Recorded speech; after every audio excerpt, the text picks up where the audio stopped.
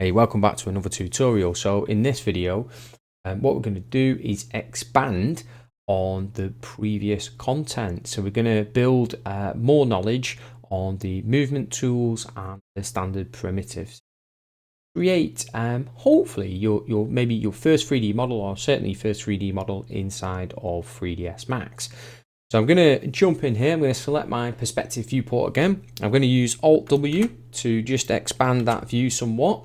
And then what we're going to do is we're basically going to grab the box. So I'm going to go into create, geometry, standard primitives. It's a little bit like an address. So again, think of it as like sort of an address. And we're going to create box. We're going to create a cube. And I'm going to just drag, drop cube onto the canvas or create it. So remember I'm holding the left mouse button here.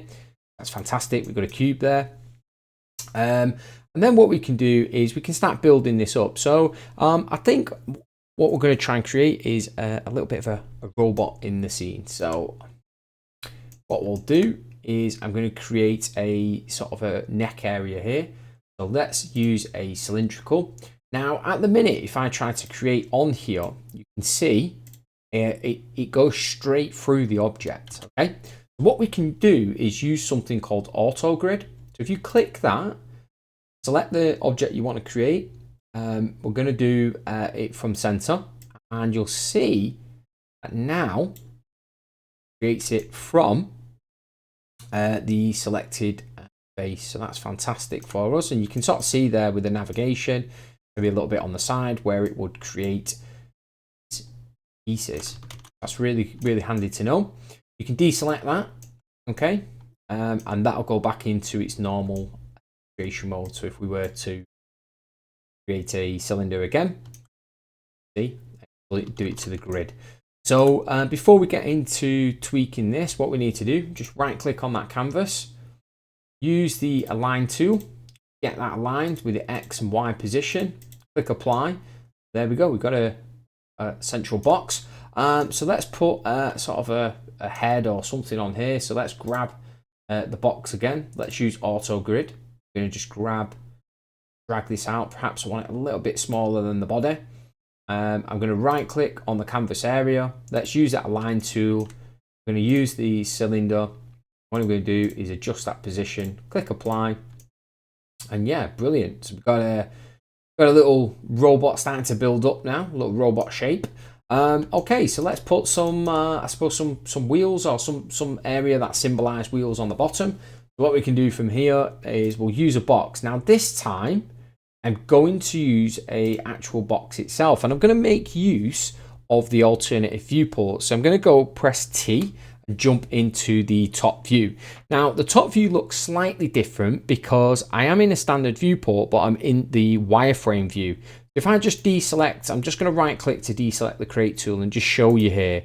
Again, you've got different options with the default shading and wireframe. So with the wireframe override, it just shows the wireframe of the object. So let's create something indicative of maybe some tank tracks or wheels for this.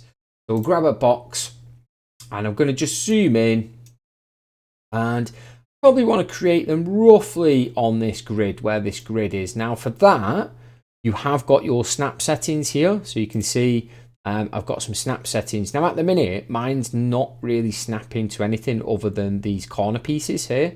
So if you right click on that, it'll bring up your snap settings, and you can see you have the options for grid. I'm going to tick that and deselect vertice. Okay. And then I can close that off. And now what you can see is that my box will snap to this grid. So I'm going to click, drag, snap that to the grid. Again, you can change the width and height. It'll snap to the width and height. So I'm just going to click on that. Let's go back into perspective. You can see I've got a box. So with the rect, when you create these, I'll just do one here. You see it snapping. Once I release the left mouse button and then I go to move up or down, it should snap. Because the snap settings are on, it'll snap to the nearest sort of grid from that angle. So you can sort of see here where it's attempting to snap to that grid. In my case, represented here. Yeah, and once you're done, if you right click again, that should work for you. You can toggle the snap with S on and off. So if I don't want it on, I can just turn that off now. Get rid of auto grid. You know, we're pretty much good to go. So yeah, we got a little track or something. I'm going to just delete this one. I'm going to just move this down ever so slightly. I just hold shift now. So if we hold shift and we click along this axis, I can actually create a copy of that object. And you can see here, you can then position it wherever you want. Now here, you might want to come back into the top view and just align it up roughly with the previous side. So something like that. There are more precise ways to move and snap things into place. But for now, I think this will do for us. So let's have a look at what we've got. We've got something along the lines. Now, perhaps you want to make an adjustment to these. So what you might want to do is in the length, actually increase this. So maybe we'll put this to 50. And I'll do the same for this one. I can put this to 50 as well. And yeah, you've got something that resembles some tracks. Again, there's plenty of ways to edit this, and we can get into that a little bit later on. Now what we want to do is add sort of an indication of some sort of face. So let's go back into the create. Let's create some cylinders. Use the auto grid. And yeah, we can just pretty much drag out a couple of cylinders. Again, I'm just going to right click to just deselect and come out of the create mode. Hold shift, get that across there. And then finally, let's add sort of a bit of a mouth to this. So again, let's use the box. I'm going to keep auto grid on. I'm going to make sure it's not a cube, it is a box. Just going to drag roughly out. It doesn't have to be too accurate. Okay, with that, I can then use a line, grab this.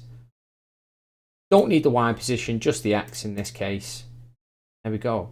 Okay, so let's change the color of some of these. So, you know, depending on what color you want, let's grab here. I'm going to probably give him a bit of a yellow color. Something like that. And we can change these to maybe black. And what I'll do is I'll hold control, select multiple objects at the same time, and I should be able to change them to black. Maybe these tank tracks are black. So there you go. You've got sort of the beginnings of a robot model. And again, this is just utilizing sort of the basics inside of 3ds Max. So if you followed along, fantastic. We'll wrap up the video there. If you've watched the video, give it a go. Your extra challenge here, so your extra challenge before the video closes, is to maybe add some arms and further detail to the model itself. So perhaps, you know, you can add some paneling, you can add some bits and pieces to the tread here. And that is your challenge. Maybe put an aerial on him or a little backpack or something. But that, again, that's your challenge to do that. You've got the tools now. You should know how to do it. So have a go at doing that, and I'll see you in the next video.